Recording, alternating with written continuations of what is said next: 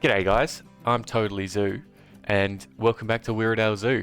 So the Asia Animal Pack has just been released, and I was pretty excited to play with the new toys and the new species that we'd got, so this was a perfect opportunity to start the Asia section of Wirradale Zoo. Obviously we have just been working on the North America section, and that's definitely not finished with, but we're taking a bit of a detour for the moment, and it's always nice to have more options available. So if you're not really feeling like doing the next animal in a certain area, if you haven't got the inspiration for that, you can jump over to another one and work on something in there. So that's part of that. I wanted to build a nice archway that you walk through to enter this section, and we ended up calling this section the Jewels of Asia, which I thought was fairly fitting. Representing all the natural wonders of Asia. What I did, I duplicated that arch so it was a little thicker, and then duplicated it again so it was thicker in the vertical direction, and then I put the text across the front there, as you see.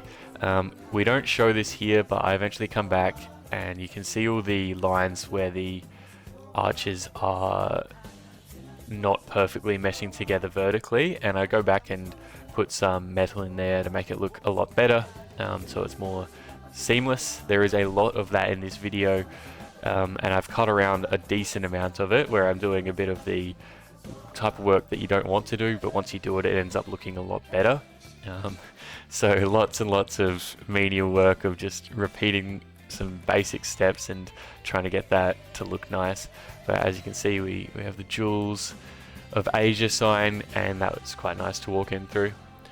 Now, this is an interesting part of the building of such a large scale zoo. I do think I want to do an entire Asia section, and I've done a little bit of quick counting, and there are 40-ish species that we'll end up having in that, assuming no more DLC.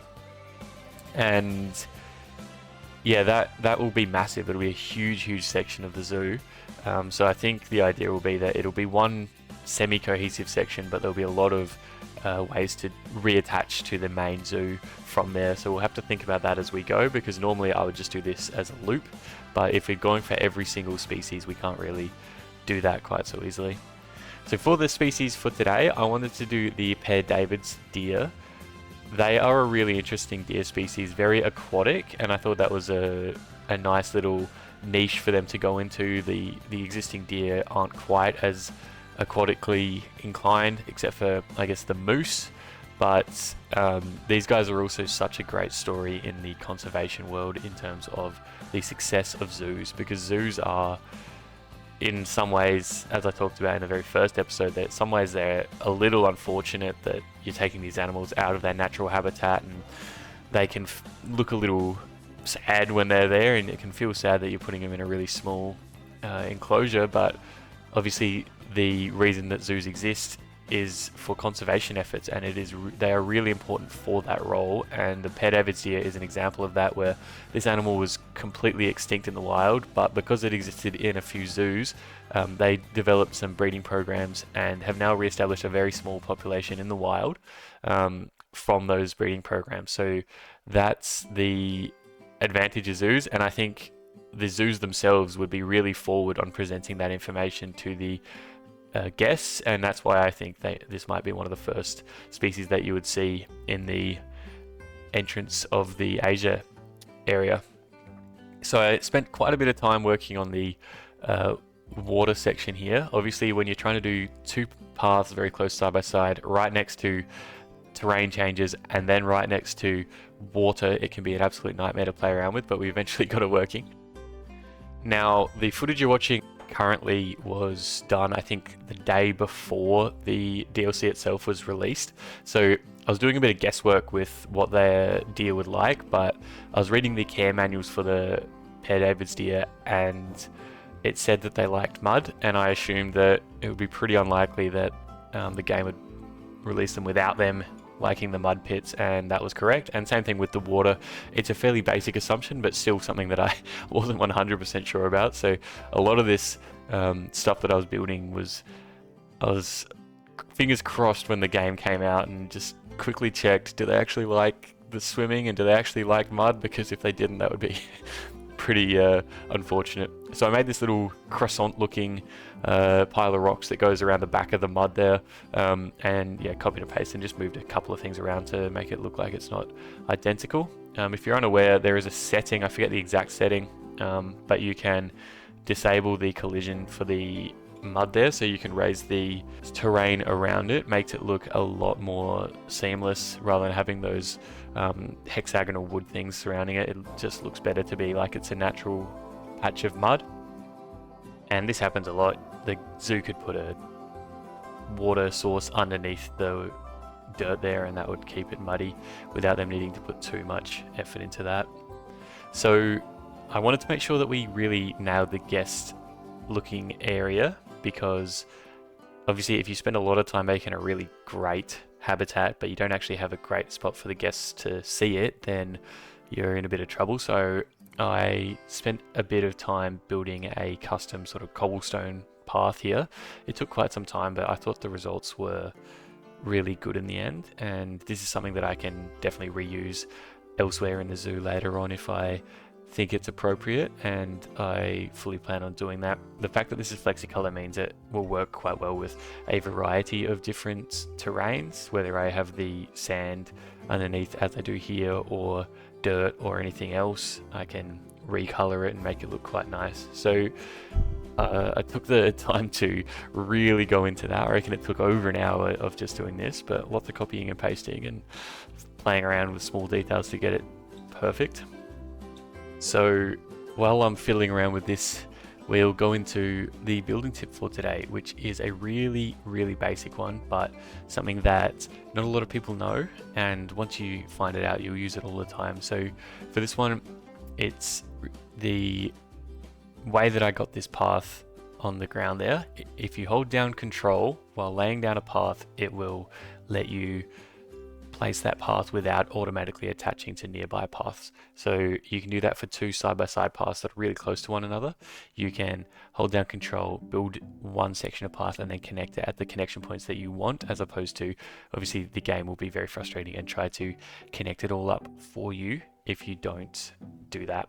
So paths are a nightmare in this game. This is one of the small ways that you can have a little bit of an improved quality of life while using them. They are still absolutely obnoxious at times, but we take those little wins where we can.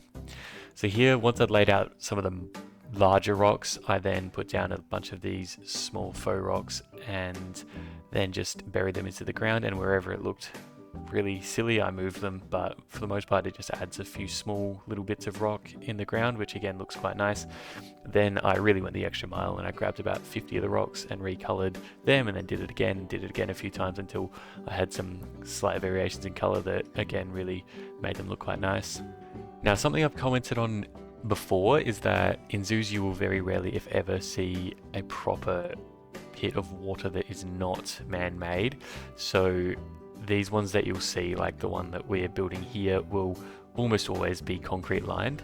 Now, it's very, very hard to do that, and my suggestion, if Frontier are listening, is to give us concrete terrain paint. That would look really good for this type of thing. But anyway, we have to do the very time-consuming and annoying process of doing the perimeter with these. So these are the North African plaster towers, and they are the closest thing that we'll get to a good looking rim of the water, and obviously they are also flexicolor, so you can change the way they look as well.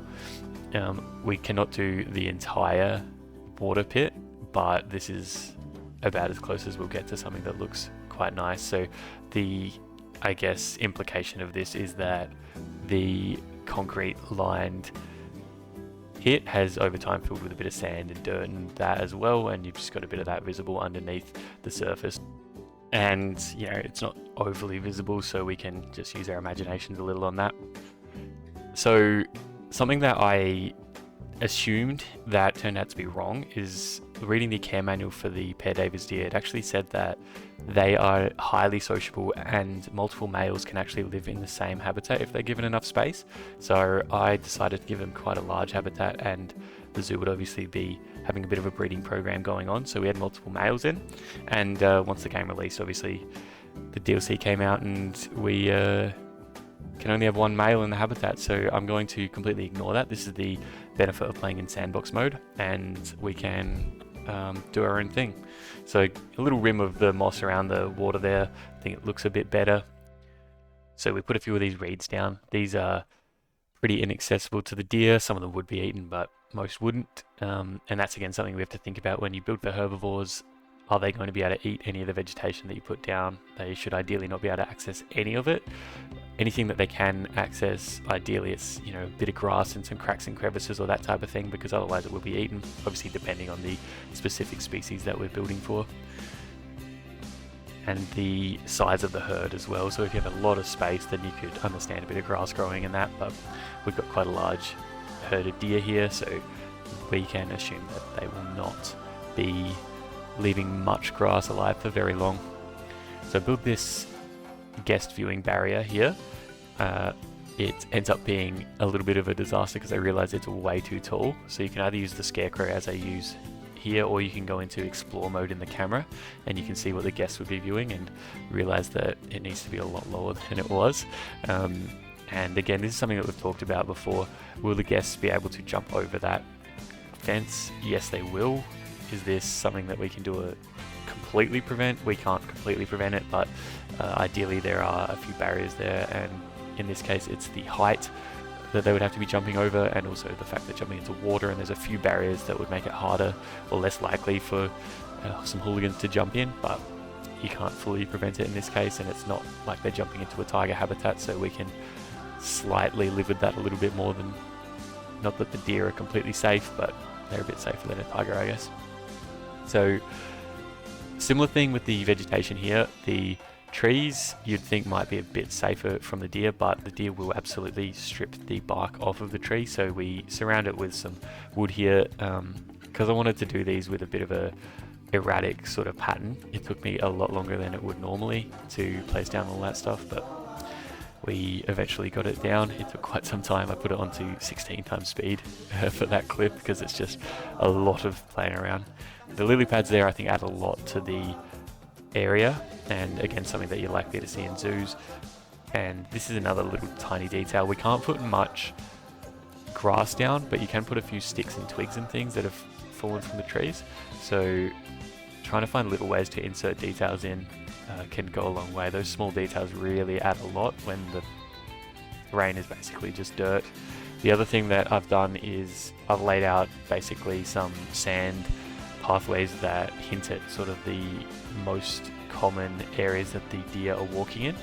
So as you can see, there's a few things across there that deer often walk in the same trails repeatedly, so we can show that they're doing that, even though in game obviously they don't follow it whatsoever. We can just do that and it looks quite nice. So I mentioned with the Galapagos tortoise episode that you can build custom feeders, and it adds a lot to the exhibit and makes things look a lot more lived in, I guess. So I built these. I found this picture online for deer feeders and it looked really good, and I tried to recreate it here just with the cross beams there and a few bits of hay sticking out. Now we don't actually have very good hay in the game other than the bedding, so that obviously is not going to go very well in there. So what you can use is the dry saltwort bush, and this is a trick that a lot of people use, but it looks really close to hay, and you get those strands that really stick out from the edges of the feeder and really looks quite detailed and nice. So I went for that and was very happy. I put a few copies of it around the habitat. Now, one thing that I did talk about last time is the backstage areas. I've not done a full backstage area yet, but I will be adding that as we add more species around. I felt like we'd reached a good time for this episode by the time I started thinking about that. But what I did do is I just added a little area out the back that the deer could go in to sleep and hang around in, and also it's sort of an implied area where you could put the males if they are getting a little aggressive, or if any of them are sick or anything like that as well. So it's not perfect. Ideally it would be bigger and there would be a few extra options to put the deer in those areas, but it's close enough for what I was going for with this. I know I talk about realism a lot, but sometimes we can have sort of the implied area as something that's a little more feasible to be making, rather than building gigantic spaces out the back of the habitat that you actually never see in the build. So I wanted to give them a little sort of stables area where they could hang out. These deer can be a little bit shy, so this is a space that's hidden from view from the guests. And given that we end up with 14 deer in the end, it's pretty reasonable to say that some of them are going to be on view at most times. In real life, they might prefer to hang out in these backstage areas, hence why we added the enrichment type stuff out in the viewing areas, but obviously the deer need to be given that option. So now that the Asia pack has been released and we've had a few days to play with it, I'm interested to hear people's thoughts on the pack as a whole and on their specifics. So what your favorite species is and what your thoughts are on the animations, on the detail and all that. So the Bornean elephant is obviously a bit of a controversial pick, to put it lightly, but the animation on it and the detailing is really good, and it's an improvement on the Indian elephant. At least there's something that gives it a bit of a leg up. Again, I would have preferred to see the Asiatic lion if we're going for a clone, because the West African lion looks really outdated compared to the more recent releases, and lions are so important that you got to have lions in zoos, and the fact that the only lion in game doesn't look very nice is not ideal. So would have been nice to see that, but oh well.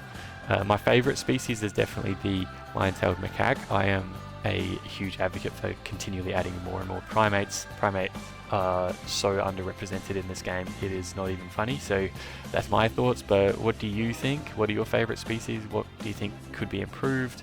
And what would you have liked to have seen? If you could have picked one more species to add, what would you have picked?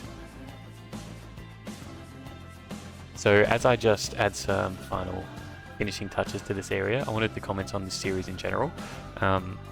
I released the previous episode at a bit of a shorter length, only 20 or so minutes, and I think that's a much better point to be aiming for. So I'm aiming to release in the 20 to 23 minutes range, which is more watchable, I think, and less faff. So I've cut out a decent amount of time from this episode where I felt like I was doing some fairly menial repetitive stuff. In the case of maybe making the path, I decided to keep that in because I thought that was fairly unique and might be something that people watching would try to copy themselves. But if you have any thoughts on that, please do let me know. I'm always open to feedback because I definitely am not an expert in this, so would like to hear what people have to say. And the same goes for any feedback at all. If you've got good, bad or indifferent feedback, please do let me know. I really enjoy making these videos just in their own merit, but at the same time it's always good to hear feedback from people and hear what people are thinking about what I'm doing. So as I said, I built a little extra overflow area for sick or aggressive deer, which can go in here, in a very similar looking hut there. I've just left it open at all times basically, so these guys can go and hide in there when necessary, and at the time of year where the males start to get aggressive, we can shut that off and basically keep them away from anything that they might injure or be aggressive towards. Lastly, this was the first clip recorded after the DLC actually released. I added a couple of the other enrichment items that they could engage with, and as much as adding your own custom ones can look really nice, it's obviously great when they actually interact with the enrichment items in the habitat, so always important to add those. With that said, thank you for watching. We're wrapping up in a moment. We'll get into some cinematics shortly. If you have enjoyed, please do consider subscribing. I plan on making a lot more of these videos. And either way, take care, have a good one.